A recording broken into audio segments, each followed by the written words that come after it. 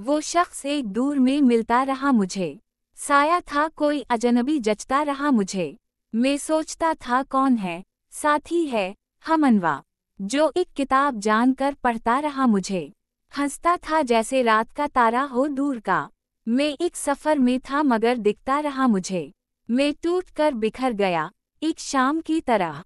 वो चाँद रात की तरह सुनता रहा मुझे।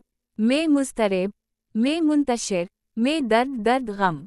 वो शहर ना तमाम में चौंता रहा मुझे। मैं पत्थरों के देश में रहता था, और वो शबनम की बूंद बूंद सा गोलता रहा मुझे। वो भी तो दूर था कि वो कातिब था ख्वाब का। वो भी तो दूर था कि वो लिखता रहा मुझे। वो पुरस्कों सी एक सबा, मैं नोश में कोई।